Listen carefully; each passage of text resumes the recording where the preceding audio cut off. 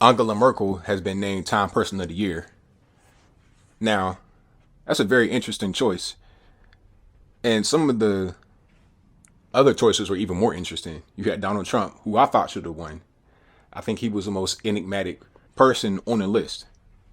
And then you also had al-Baghdadi. He was a leader of ISIS. I'm not sure why he was on the list. I guess time has to be controversial to get people to read the outdated format, which is a magazine in print. There were other ones, but I think those are the main three. Now, as far as Angela Merkel is concerned, I'm not a German, obviously. I don't know much about German politics, but what I do know is about the whole thing going on over there in Europe with the Syrian refugees. I read a lot of stuff online. I read a lot of comments. I read a lot of articles, and I don't see much positive support for Angela Merkel. I see a lot of people that don't like her, especially in Deutschland. People are saying that she's ruining the country. She has brought in, or they have forecasted that they will bring in 800,000 quote unquote refugees, 1/3 of whom were Syrian, in 2015 alone. Now, I know Germany is a rich, powerful country, but how can any country sustain that type of influx of people? I read somewhere that they are having nearly twice as many refugees coming to the country than there are live births. How can your nation remain the same nation with that type of dynamic going on?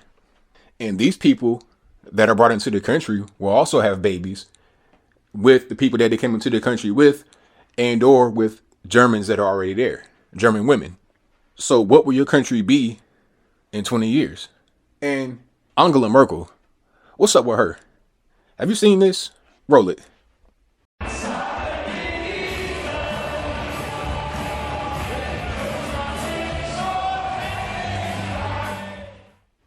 What was she doing right there? Does she not like Germany? Why does she kind of like discard the flag? I don't understand what she was doing. Like, I don't really want to talk about or give a estimation as to what was happening because I don't understand the context. But it looks kind of funny, doesn't it? That she just kind of threw the flag away of her own country. I've read that she's actually not really a German per se. She's actually from Poland, and she's Jewish.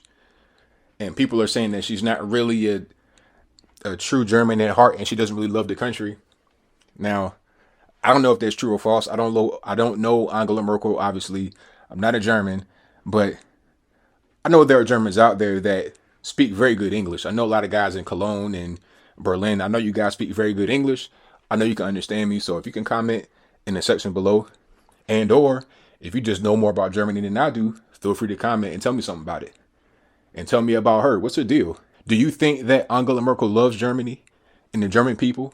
Or is it something more sinister at play? I'm not sure. But back to the Syrian refugees. 800,000. How can Germany sustain that?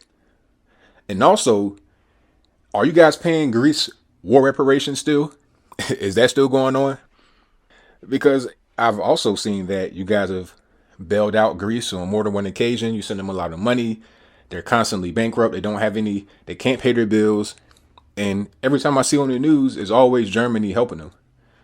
And I know Germany had an invasion into Greece during during World War II. I think it was the Nazis that came in there from 1940 to 1944. And they said like 250,000 people died in Greece as a result. So there was a resolution in 1960 where you guys paid them 115 million Deutschmarks.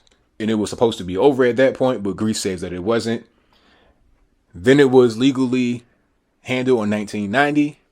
And for some reason, Greece isn't satisfied with 1960 resolution or the one in 1990. So they're still asking you for billions of dollars or whatever currency they want the money to be paid in. So what's going on with that? Are you guys still paying them reparations? On one hand, I understand why you want to pay the money because you kind of want to support Greece and still keep them in the EU because you don't want them to fall. I mean, I'll put a map right here and you can see the actual proximity of Greece and Turkey. Now, obviously, Turkey, that is a Muslim nation and it's right at the border of Europe and Asia.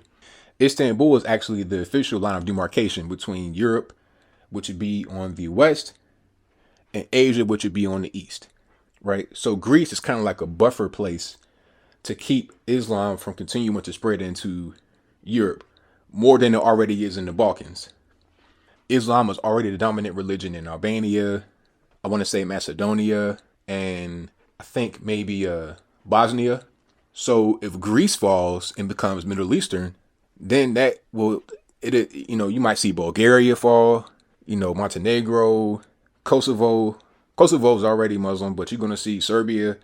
A lot of these struggling countries in the Balkans may fall completely to Islam.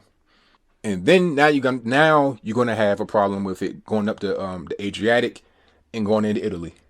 And if that happens, well, you got a serious problem because now you're into actually Western Europe with Islam, and that is kind of what started the Crusades. The Crusades was a reaction to the encroachment of Islam into Europe, to the encroachment with aggression. Not just it wasn't just peaceful people like you have Christians, missionaries coming and saying, "Hey, do you know Jesus Christ?" It was like, hey, do you know Allah? And if you don't know him, here's a sword. That's what it was. So I understand why you want to support Greece, but at the same time, can you afford it? Is that a feasible thing to do? Can you afford 800,000 refugees, one third of whom come from Syria every year? Do you think Time magazine has a political agenda to nominate Donald Trump, knowing they weren't going to give him the award, but instead give it to Angela Merkel? So when you have these news stories that are written, of course they're going to invoke Donald Trump and say, well, see, he doesn't want any Muslims. He doesn't want anybody coming from Islamic countries that are fleeing war, refugees. And look, here's Angela Merkel, all Muslims, all refugees, almost a million people per year, outnumbering the live births in the country by a ratio of 2-1. She's the real winner. She's the real person of the year. I think it's an obvious political stunt. What do you think? Tell me down in the comments below. As always, if you like what you heard, please rate, comment, share, subscribe. Peace.